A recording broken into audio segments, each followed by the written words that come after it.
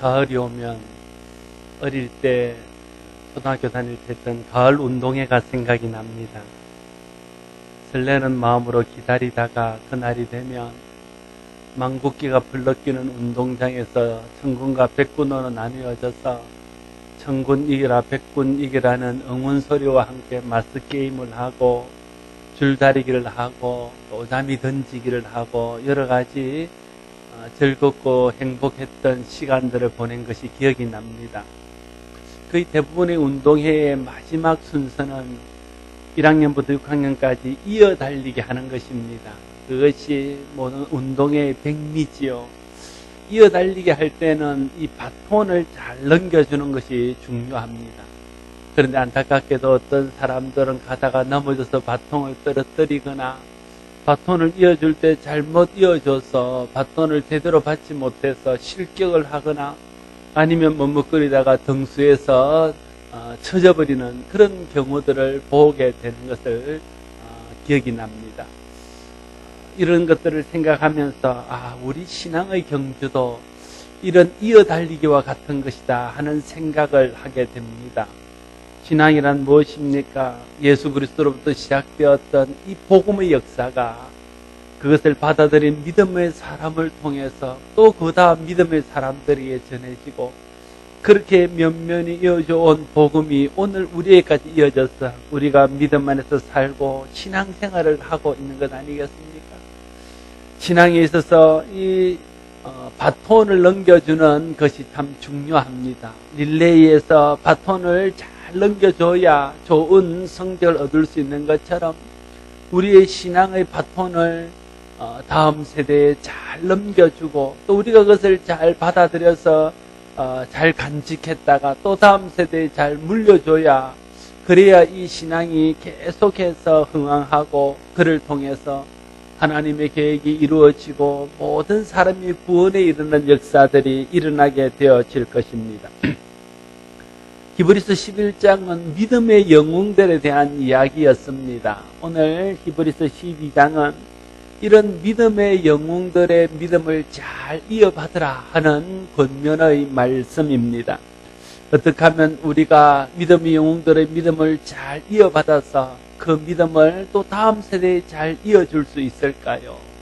오늘 본문은 우리가 이 믿음을 잘 지키고 믿음의 경주에서 승리하기 위한 몇 가지 비결들을 가르쳐 주고 있습니다. 1절 말씀에 보면 이러므로 우리에게 구름같이 둘러싼 허다한 증인들이 있으니 모든 무거운 것과 얽매기 쉬운 죄를 벗어버리고 인내로서 우리 앞에 당한 경주를 하며 이렇게 말하고 있습니다. 어떤 경기든지 경기를 하기 전에 경기에 방해가 되는 것들은 다 치워야 됩니다. 걸림돌들을 치우고 깨끗하게 정리된 다음에 경기를 해야 그래야 경기를 제대로 할 수 있습니다. 믿음의 경주도 마찬가지입니다. 믿음의 경주를 하는데 걸림돌이 되는 것들, 믿음의 경주를 하는데 방해가 되는 것들을 먼저 제하해 버려야 좋은 믿음의 경주자가 될 수 있고 믿음의 경주에서 승리할 수 있습니다. 믿음의 경주에 앞서서 장애물을 제거해야 되는데 그 장애물이 무엇입니까? 오늘 1절 말씀에는 무거운 것을 벗어버려야 한다 이렇게 말하고 있습니다. 믿음의 경주에서 방해가 되는 모든 무거운 것들을 먼저 벗어버려야 믿음의 경주를 잘 할 수 있다고 말하고 있는 것입니다. 여기서 말하는 무거운 것들이라는 것은 믿음의 방해가 되는 습관이나 믿음의 방해가 되는 환경이나 또 세속적인 욕심들 같은 것을 말합니다. 믿음의 경주에 걸림돌이 되는 모든 것들은 무거운 것들입니다. 이런 것들이 얽매이지 않고 벗어버려야 믿음의 경주를 잘 치를 수 있고 믿음의 경주에서 넘어지지 아니하고 끝까지 완주해서 믿음의 상을 받을 수 있습니다. 이러한 모든 무거운 것들을 잘 처리할 때에 좋은 경주자가 될 수 있습니다. 여러분이 믿음을 따라 살고 믿음으로 달려가는 길에 걸림돌이 되는 모든 무거운 것들은 어떤 것들입니까? 여러분이 속해 있는 환경일 수 있을 것이고 또 여러분이 가지고 있는 여러 가지 문제일 수도 있을 것입니다. 이러한 모든 모든 무거운 것들을 주님 앞에 내려놓고 성령을 의지하여 해결함으로써 여러분의 경주가 승리하는 경주가 될 수 있기를 바랍니다. 또한 얽매이기 쉬운 죄도 믿음의 경주에서 없애야 할 믿음의 경주의 걸림돌이라고 오늘 본문은 말하고 있습니다. 여러분, 얽매이기 쉬운 죄는 어떤 죄입니까? 얽매이기 쉬운 죄는 자신이 쉽게 유혹받고 자주 빠지는 죄가 얽매이기 쉬운 죄입니다. 모든 사람들은 제각각 취약한 부분들이 있습니다. 그래서 그런 부분들을 잘 방비하지 않으면 쉽게 그런 죄에 빠질 수 있습니다. 어떤 사람은 물질의 유혹에 약한 사람이 있습니다. 물질의 유혹에 취약한 부분을 가지고 있는 사람들은 물질의 유혹이 오면 믿음의 경주에 걸림돌이 될 수 있습니다. 그래서 그런 사람들은 물질에 대한 욕심들에서 떠나기를 하나님께 구하고 물질보다 더 가치 있는 하늘에 영원한 것을 바라보는 믿음으로 계속 나아가야 됩니다. 그래야 얽매이기 쉬운 죄에서 자기를 지킬 수 있습니다.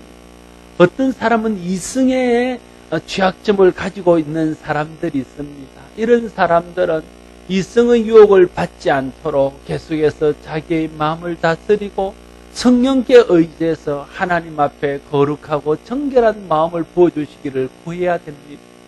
어떤 사람은 세상의 인기나 명예에 취약한 부분을 가지고 있는 사람들이 있습니다. 이런 사람들도 그러한 것이 자기의 취약점인 것을 알아서 그러한 데에 빠지지 않도록 노력해야 됩니다. 또 세상의 즐거움이나 쾌락을 즐기는 것에 취약점이 있는 사람들이 있습니다.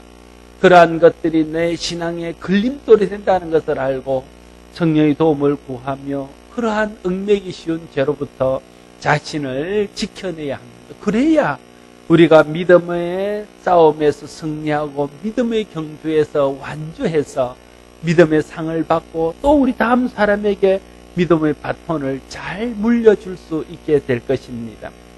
믿음의 경주에서 우리 발목을 잡는 것은 대부분 큰 죄가 아닙니다. 사소한 죄 같지도 않은 죄들, 이런 것들이 우리의 신앙의 발목을 잡고 우리가 믿음으로 성숙하고 믿음으로 앞서가는 것을 방해하는 것들입니다. 그러므로 믿음의 경주에서 승리하기 위해서는 이런 사소한 얽매이기 쉬운 죄들에서 우리를 잘 지켜야 됩니다. 여러분 모두가 여러분의 취약점을 알고 얽매이기 쉬운 죄를 경계하고 이러한 것들을 멀리하며 또한 그런 것들이 우리 가운데 들어왔을 때 회개하고 떠남으로써 믿음의 경주에서 이런 것들이 걸림돌이 되지 않는 저와 여러분들이 될 수 있기를 바랍니다. 또한 2절과 3절 말씀에 보면 믿음의 주요 또 온전케 하시는 이인 예수를 바라보자. 그는 그 앞에 있는 기쁨을 위하여 십자가를 참으사 부끄러움을 개의치 아니하시더니 하나님 보좌 우편에 앉으셨느니라. 너희가 피곤하여 낙심하지 않기 위하여 죄인들이 같이 자기에게 거역한 일을 참으신 일을 생각하라 말씀하고 있습니다. 믿음의 경주에서 승리하기 위해서는 믿음의 방해가 되는 것들을 제하고 그 후에는 인내로 모든 경기를 경주해야 된다 말씀하고 있습니다. 모든 경기에는 인내가 요구되어집니다. 인내하지 못하는 사람은 좋은 경기자가 될 수 없고 인내를 모르는 사람은 절대 승리할 수 없습니다. 한 번씩 해능 선수촌을 이렇게 보여줄 때가 있습니다. 그 사람들이 올림픽이나 아니면 세계 선수권 대회나 아니면 아시안 게임을 준비하면서 얼마나 많은 시간들을 훈련으로 보내고 그 지옥 같은 훈련들을 인내하며 견뎌내는지 모릅니다. 그 사람들이 만약 그 훈련을 견디지 못해서 인내하지 못하고 나가면 그 사람들은 좋은 선수가 될 수 없고 승리할 수 있는 기회를 잃어버리고 마는 것입니다. 프로야구나 축구나 배구나 이런 선수들도 시즌에 승리하기 위해서 시즌이 아닌 때에 얼마나 혹독한 훈련들을 하는지 모릅니다. 눈에 보이는 것은 화려하지만 그 뒤에 그런 화려한 경기를 하기까지 그 사람들이 겪는 고난과 수고는 말할 수 없는 것입니다. 그러한 것들을 잘 이겨내고 인내한 사람만이 시즌에 좋은 성적을 낼 수 있습니다. 그러나 그러한 것들을 인내하지 못하고 중간에 포기해버리거나 인내하지 못해서 그런 훈련을 등한히 해버린 사람은 시즌이 되면 절대 좋은 성적을 거둘 수 없는 것입니다. 믿음의 경주도 이와 다르지 않을 것입니다. 우리가 믿음으로 살아가려고 그러면 많은 어려움들이 있습니다. 또 우리가 감내해야 될 시험들이 있습니다. 감당해야 될 짐들이 있습니다. 이런 것들을 인내하면서 잘 치고 나가고 잘 참아내고 잘 이겨나가야 믿음의 좋은 경주자가 될 수 있고 믿음의 좋은 열매를 맺는 승리자가 될 수 있습니다.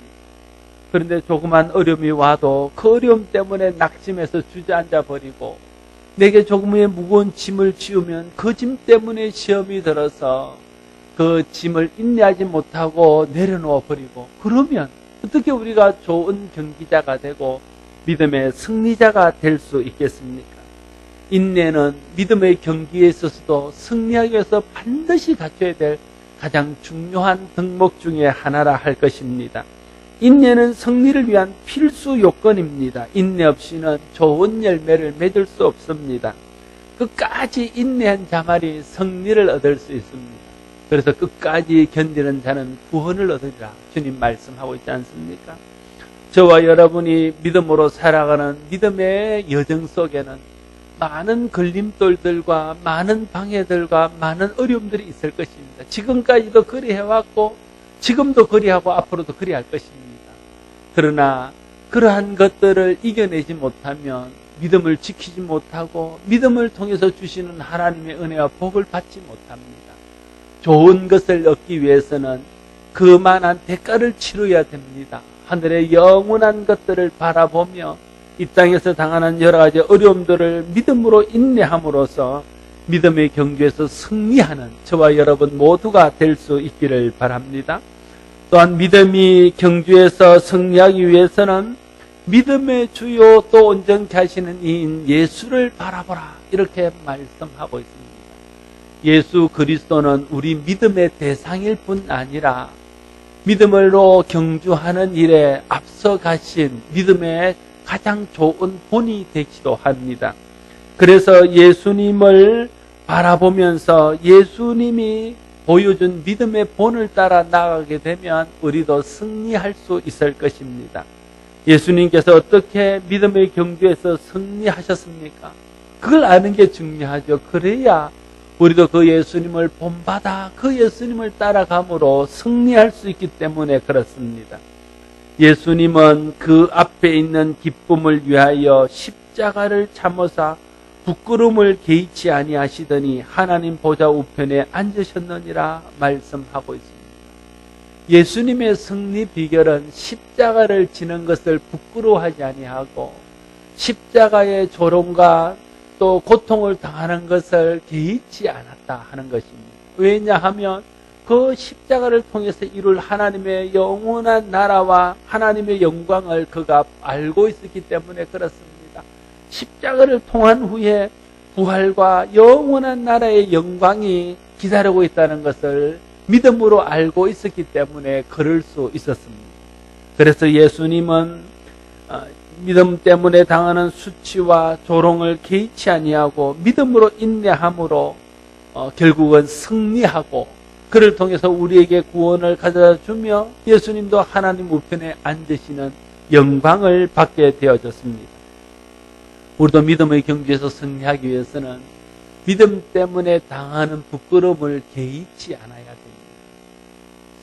사람들이 자기의 일들을 하다가 당하는 부끄러움들, 자기의 유익을 구하다 당하는 부끄러움들은 좀 개의치 않고 그래도 열심히 하는데 믿음 때문에 당하는 부끄러움을 당하는 것을 좀 잘 안 하려고 그러는데 문제가 있습니다. 세상의 일들을 이루고 세상에서 좋은 것을 얻기 위해서도 좀 자존심이 상하고 부끄러움을 당하고 수치를 당하는 것도 참아내야 된다면 하늘의 영원한 생명을 얻고 하늘의 영원한 나라를 얻고 영원한 영광을 얻기 위해서는 세상에서 믿음 때문에 당하는 수치와 조롱과 어려움 정도는 참아내야 되지 않겠습니까? 그래야 우리가 믿음의 영광을 하나님과 함께 누릴 수 있게 되어질 것입니다. 믿음을 위해 당하는 부끄러움은 잠시입니다. 그러나 이를 참아낸 사람들이 누리는 영광은 영원합니다. 이것을 알았기에 예수님도 십자가의 그 수치를 당하면서도 그 부끄러움을 개의치 않고 참아냈으며, 모든 믿음의 사람들도 수없이 많은 고난과 예수 믿는 것 때문에 조롱과 핍박을 당하면서도 그 부끄러움을 개의치 않고 인내할 수 있었던 것입니다. 우리가 하늘의 영원한 상을 바라보면서, 하나님 주실 영광을 바라보면서 믿음 때문에 당하는 부끄러움을 개의치 않고 참아낸다면, 우리도 결국 그로 인해서 받는 영원한 나라를 상으로 받게 될 것이고, 믿음을 잘 지키고 승리하여 승리한 자에게 주시는 하나님의 칭찬과 상을 받게 될 것입니다. 저와 여러분들이 믿음을 위해 당하는 부끄러움을 개의치 아니하고 하늘의 영광을 바라보면서 참아내므로 믿음의 승리자가 되는 저와 여러분 모두가 될 수 있기를 바랍니다. 히브리서 기자는 죄와 싸우는 일에 소극적인 성도들을 책망하고 있습니다. 4절 말씀에 보면 너희가 죄와 싸우되 아직 피 흘리기까지 대항하지 아니하고 이렇게 말하고 있습니다. 아마 히브리 기자가 이 말씀을 기록할 당시의 성도들이 죄에 대해서 좀 느슨하고 죄에 대해서 좀 철저하지 못했던 것 같아요. 그래서 그들에게 말하기를 너희가 죄와 싸우되 피 흘리기까지 싸워야 되는데 그렇지 않다, 그렇게 책망하고 있습니다. 예수님은 피 흘리기까지 죄와 싸우셨는데 성도들은 죄와 적극적으로 싸우지 않았다는 것입니다.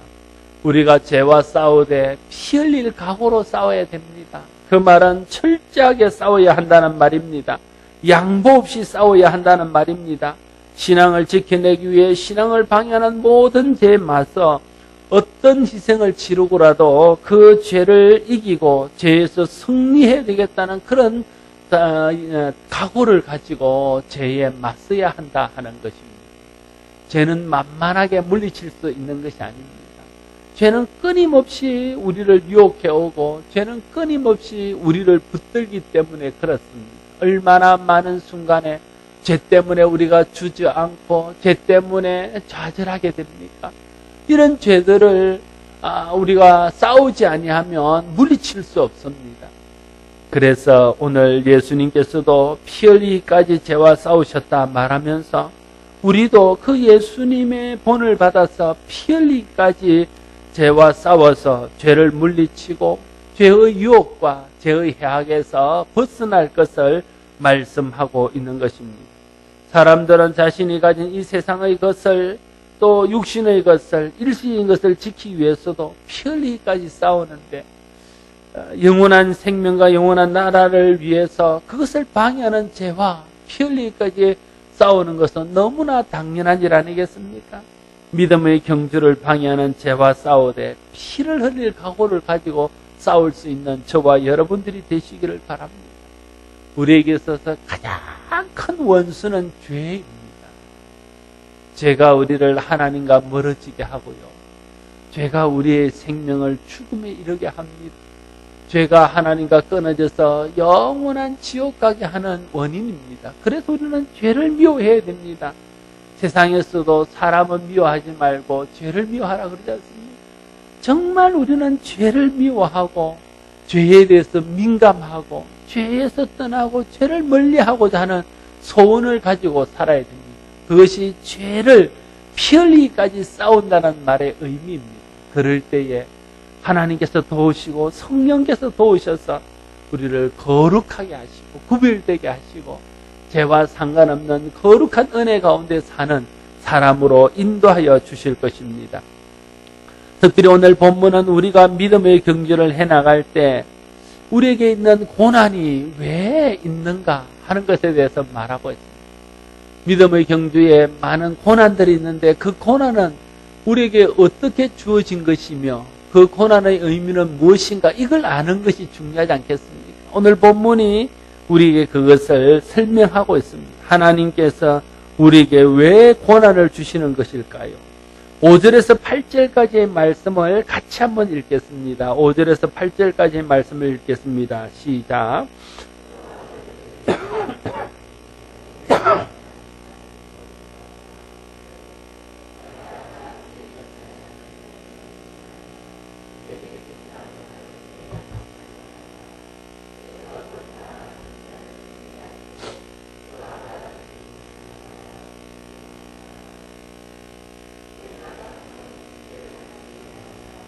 하나님이 아들과 같이 너희를 대우하시나니 아버지가 징계하지 않는 아들이 있으리요.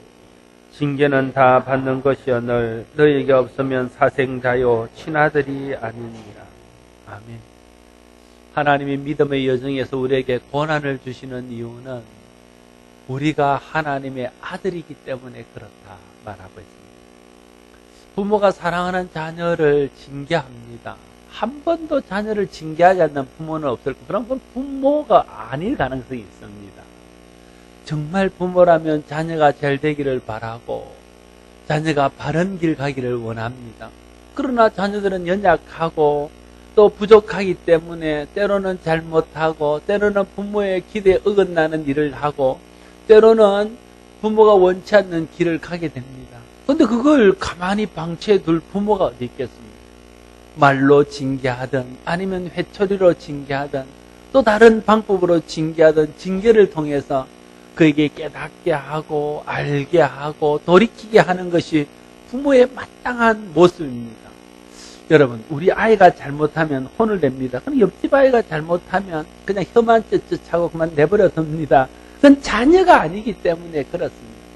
괜히 옆집 애까지 혼내당하는 봉변을 당합니다. 그건 그 부모가 징계하도록 내버려 두고 우리 자녀들을 우리가 징계해야 되는 것이죠.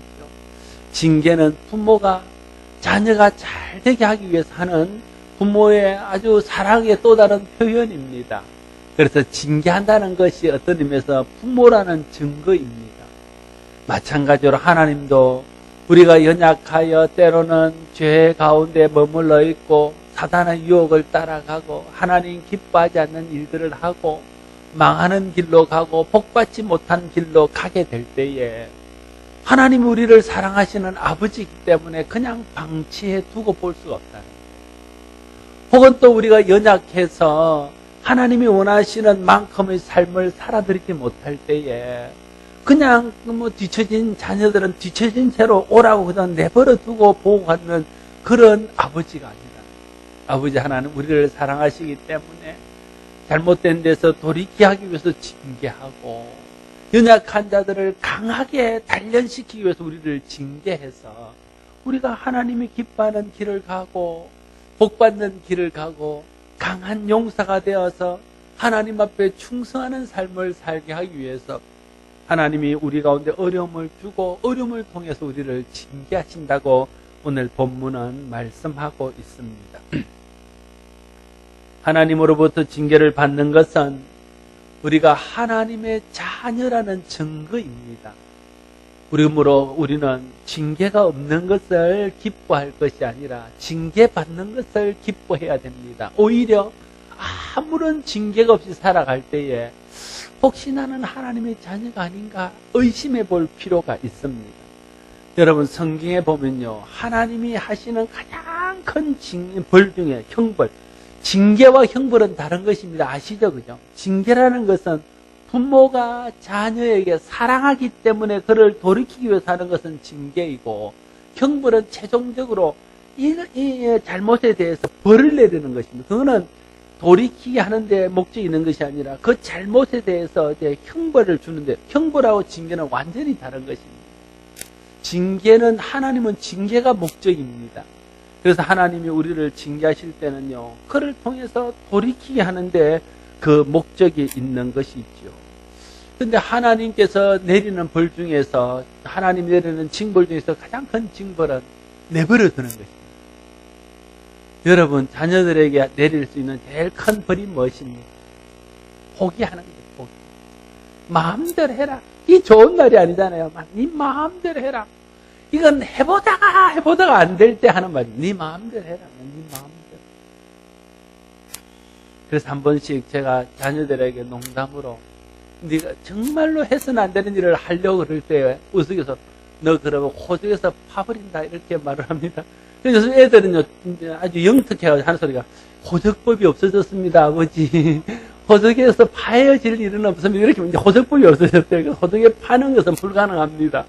그래서 이제 그래도 하여튼 부모가 자녀에게 내릴 수 있는 가장 큰 징계는 버리는 것입니다.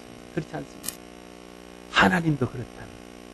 하나님이 징계하시는 것은요, 아직도 우리를 포기하지 않았다는 증거입니다. 아직도 우리를 기대한다는 증거입니다. 아직도 우리를 사랑한다는 증거입니다. 아직도 우리가 잘 되어서 하나님 앞에 복받기를 원한다는 증거입니다. 그래서 성경에 보면 그 도가 지나쳐서 끝까지 하나님께 불순종하고 끝까지 하나님께 돌아오지 않으면 하나님이 더러운 가운데 내버려 두고 죄 가운데 내버려 두는 때가 온다. 그럼 그 사람은 인생은 끝이 나는 것입니다. 하나님은 우리를 내버려 두지 않습니다. 사랑하기 때문에 그렇습니다. 하나님은 그래서 우리를 징계하십니다. 어려움이 있습니까? 하나님의 사랑하시기 때문에 그 어려움을 통해서 말씀하시는 바가 있을 것입니다. 어려움에는 뜻이 없이 당하는 어려움은 하나도 없습니다. 가만히 귀를 기울이고 하나님이 이 어려움을 통해서 내게 뭘 말씀하시기를 원하시고 이 징계를 통해서 나를 어떻게 변화시켜서 어떻게 내가 나가기를 원하는가를 묵상해보면 그를 통해서 어려움을 통해서 주시는 하나님의 뜻이 있고 그 징계를 통해서 하나님께서 나를 어떻게 만들어 가시고자 하는 계획들을 깨달아 알게 될 것입니다. 그러면 징계가 축복이라는 것을 알게 될 것입니다. 저와 여러분이 하나님이 우리를 사랑하셔서 하는 여러 종류의 징계들을 슬퍼할 것이 아니라 그것이 하나님이 우리를 다듬어가고 바르게 세우기 위한 하나님의 사랑과 축복의 표시인 것을 알고 그것을 기꺼운 마음으로 받고 징계를 통해서 하시는 하나님의 말씀과 징계를 통해서 우리를 향하신 하나님의 뜻을 깨달아서 순종함으로써 징계를 통해서 새로워지고 복된 길로 나아갈 수 있는 우리 모두가 될 수 있기를 바랍니다. 징계의 목적은 우리를 유익하게 하는 데 있습니다. 9절과 10절 말씀 같이 한 번 더 읽습니다. 9절과 10절을 같이 읽겠습니다. 시작.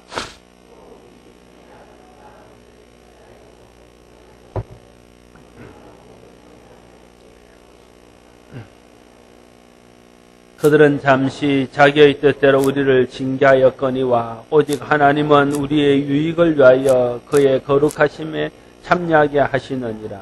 아멘.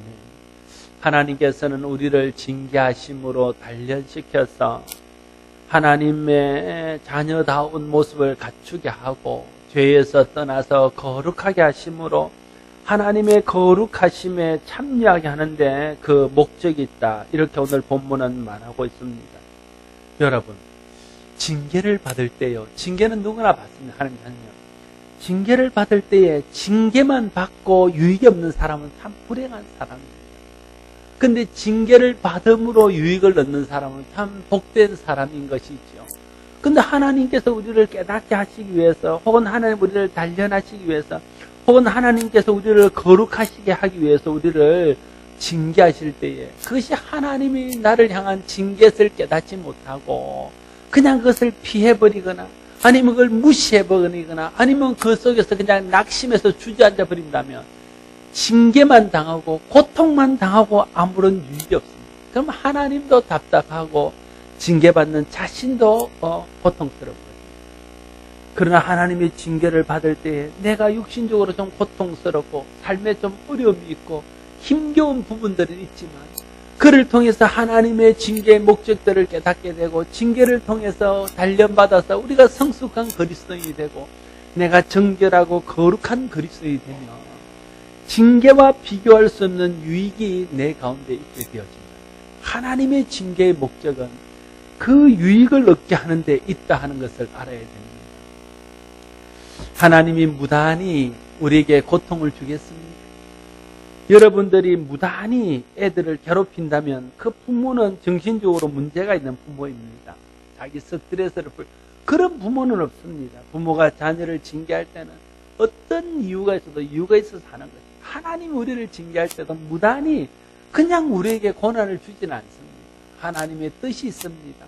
그 징계를 믿음으로 잘 받아들이면요, 그걸 통해서 내가 단련되어지든지, 그걸 통해서 내가 성숙하게 되어지든지, 그걸 통해서 내가 거룩하여지든지, 그걸 통해서 내가 또 힘을 얻어서 강하여지든지, 뭐가 되어도 되어진다는, 그래서 모든 하나님의 징계는 우리를 유익하게 하는 것이다 말씀하고 있습니다. 여러분, 징계를 받을 때에 그냥 징계받는 것에서 끝나지 말고 징계를 통해서 주시는 유익들을 발견하고 그 유익을 얻는 여러분 모두가 될 수 있기를 바랍니다. 11절 말씀, 무릇 징계가 당시에는 즐거워 보이지 않고 슬퍼 보이나 후에는 그로 말미암아 연단받는 자들은 의와 평강의 열매를 맺느니라 말씀하고 있습니다. 징계의 특징은요, 고통이 수반된다는 것입니다. 그래서 징계는 참 어렵습니다. 징계는 쉽게 즐거워할 수 있는 것이 아닙니다. 징계에 고통이 따르기 때문에 징계의 목적을 놓쳐버리기가 쉽습니다. 하나님 나를 사랑하지 않는 건 아닌가? 혹시 하나님이 나를 미워하시는가? 하나님이 내가 무슨 잘못이 있어서 나를 벌하는가? 이런 생각들을 하게 되어진다는 거예요. 그래서 사단은 징계를 틈을 타서 징계를 저주나 형벌로 느끼게 한다는 것입니다. 그래서 낙심하게 하고 시험 들게 하는 것입니다. 여러분, 하나님이 자녀에게 하는 징계는요, 형벌이나 저주가 아닙니다. 여러분, 그걸 알아야 돼요. 이건 하나님이 나를 사랑하셔서 나를 단련하고 나를 채찍질하고 나를 이렇게 세우고 나를 복되게 하고 유익하게 하기 위한 것이에요. 이 생각을 늘 잊지 않고 머릿속에 두고 있어야 된다. 그래야 시험이 와도 낙심치 않고, 시험이 와도 믿음에서 멀어지지 않고, 어려움이 와도 시험에 빠지지 않을 수 있습니다. 하나님의 징계의 목적을 잘 알아야 됩니다. 징계는 징계를 당하는 당시에는 즐거워 보이지 않고 슬퍼 보이는 것입니다. 고통스러운 것입니다. 견디기 힘든 것입니다. 그러나 그 후에는 그로 말미암아 연단되어져서 의와 평강의 열매를 맺느니라 말하고 있습니다. 징계를 받을 때에 나만 혼자 받는다는 생각을 갖게 되기 쉽습니다. 사단은 그런 생각을 자꾸만 우리에게 줍니다. 그러나 여러분만 징계를 받고 여러분만 연단을 받는 것 아닙니다. 하나님의 자녀는 어떤 형태로든지 다 연단받고 다 하나님의 징계를 받습니다.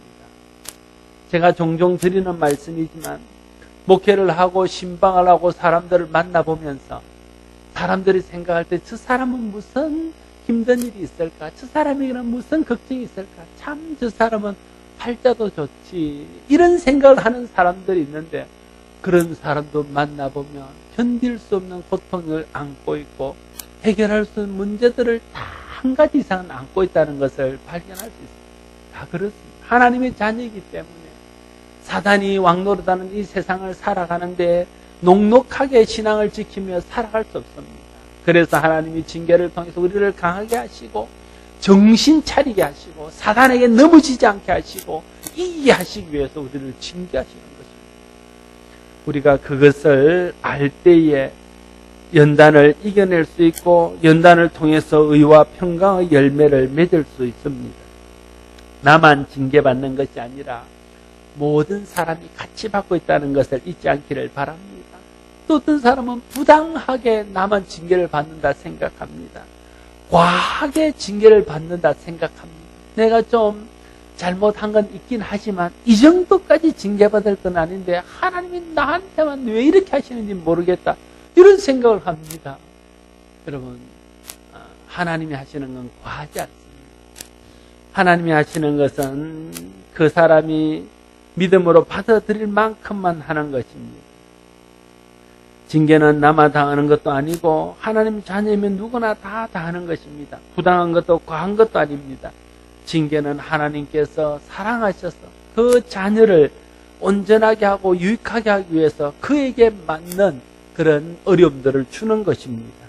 징계를 통해 성도들을 연단시켜서 거룩하게 함으로 거룩함에 참여하게 하고 의와 평강의 열매를 맺게 하는 것입니다. 이렇게 생각하면 좋습니다. 자기 합리화는 아니고 이렇게 내게 큰 고난이 있는 사람은요, 하나님이 나의 믿음을 크게 보시는구나, 그렇게 생각합니다. 나는 요만한 어려움밖에 없습니다. 나는 요것보다 조금만 더 어려움이 커도 못 견뎌서 요만큼만 주는구나 생각하면 틀림이 없습니다. 우리에게 하나님이 시험을 주실 때는 우리가 견딜 만한 시험을 주십니다. 그만큼 어떤 사람은요, 그 정도 해야 뭔가 정신을 차리고 하고, 어떤 사람은요, 매만 들어도 정신을 딱 차리고 하는 사람이 있는가 하면, 어떤 사람은 터지고 터져서 한 3번쯤 터져봐야 그때서 아프구나 느끼고 하는 이 무딘 사람들이 있습니다. 그래서 하나님이 그 사람에게 맞게 징계하는 것입니다. 그래서 하나님 징계할 때 과하다고 느끼거나 부당하다고 느끼거나 나 혼자 징계를 당한다 느끼지 말고, 모든 사람이 당하되 하나님이 내게 가장 합당하게 하시는구나 생각하고 믿음으로 그것을 이겨낼 수 있기를 바랍니다. 사랑하는 성도 여러분, 신앙은 이어달리와 같은 것입니다. 예수 그리스도로부터 시작된 복음은 많은 믿음의 사람들이 신앙의 걸림돌이 되는 것들, 신앙의 방해가 되는 것들, 신앙생활을 할 때 하나님 주시는 징계들을 다 이겨내고 믿음으로 승리한 다음에 그 믿음을 또 그 자녀들에게 혹은 또 다른 사람들에게 전해서 그들이 또 믿음을 받아들이고 그들이 끝까지 믿음을 지켜낸 후에 그것을 또 다음 세대에 전해서 그렇게 면면이 믿음의 사람들을 통해서 이어져 내려왔습니다. 그래서 오늘 우리의 손에 있습니다.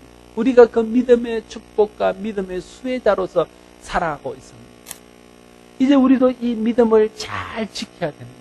그런데 믿음을 잘 지키고 믿음으로 승리한 것은 그렇게 녹록한 일은 아닙니다. 사단이 우리를 방해합니다. 세상이 우리에게 태클을 걸어옵니다. 우리의 죄성에서 나오는 여러 가지 욕심들과 세상의 많은 유혹들이 믿음의 경주에서 승리하지 못하도록 곳곳에 진을 치고 우리의 발을 걸고 곳곳에 올무를 설치하고 우리를 넘어지게 만듭니다. 그래서 하나님은 우리를 정신 차리게 하기 위해서, 그러한 것들을 이겨내게 하기 위해서, 우리를 강하게 하기 위해서, 우리를 연단하기 위해서 징계하십니다. 어려움을 주십니다. 힘든 일들을 주십니다. 믿음으로 그 하나님의 연단을 잘 이겨내면 우리가 강하게 될 수 있습니다. 성숙한 믿음의 사람이 될 수 있습니다. 여러분, 어려움을 겪지 않고 성숙하게 되는 사람이 어디 있습니까? 세상에서도 어려움을 겪어봐야 그때서 사람이 한 단계 성숙해지는 것입니다.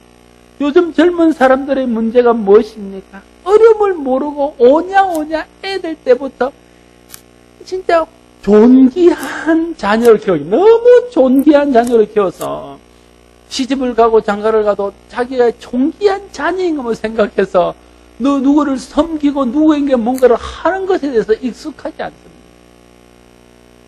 그래서 문제가 되는 것 아닙니다. 하나님은 우리가 그렇게 되기를 원치 않습니다.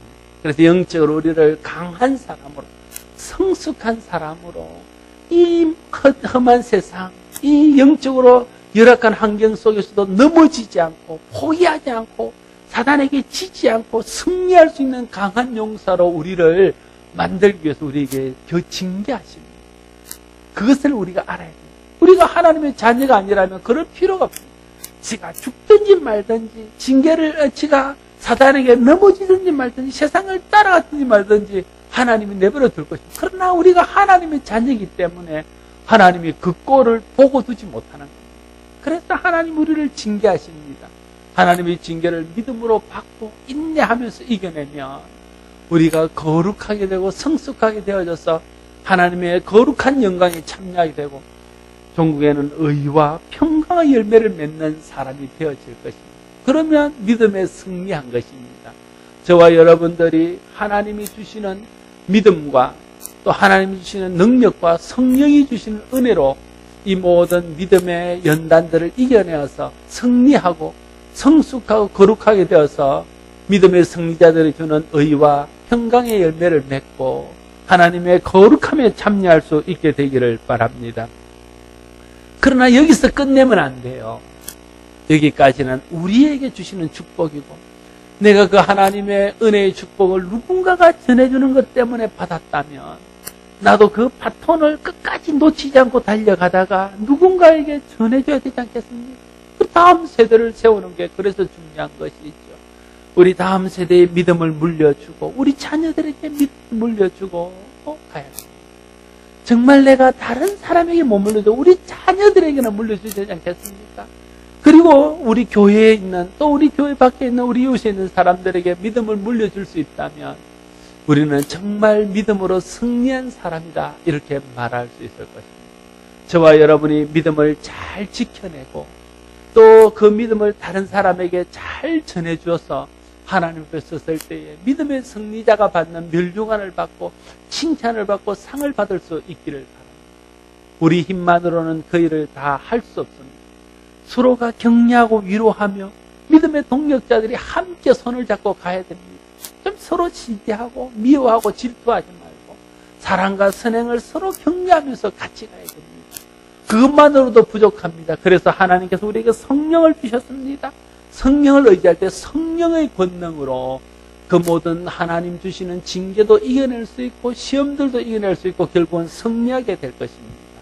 하나님의 은혜로 성도들과 함께 힘을 모아서 성령의 능력을 의지하고 승리함으로써 우리가 승리의 계가를 부르고 승리의 기쁨에 다 함께 참여하기를 되기를 바라고 또 우리가 이 믿음의 축복을 다음 세대에 잘 물려줄 수 있는 저와 여러분과 우리 교회가 될 수 있기를 바랍니다. 기도하겠습니다. 아버지 하나님, 우리가 누리고 있는 믿음의 축복은 우리 믿음의 선진들이 우리에게 물려준 값진 유산인 것을 우리가 압니다. 우리가 이것을 잘 유지했다가 우리 다음 세대에도 물려줘야 그래야 주님 오실 때까지 이 믿음이 이어져서 많은 사람들이 믿음으로 인하여 하나님의 자녀가 되는 축복을 누리게 될 터인데 하나님 세상에 많은 미혹과 유혹이 있을지라도 하나님의 능력을 의지하고 성령을 의지하며 또 우리가 서로 격려하고 위로하고 손을 잡고 나아가서 믿음의 승리자가 될 수 있도록 도와주시고 이 믿음을 다음 세대에 잘 물려줄 때까지 이 믿음을 잘 지킬 수 있는 우리 모두가 될 수 있도록 하나님 도와주시옵소서. 예수님 이름으로 기도드리옵나이다.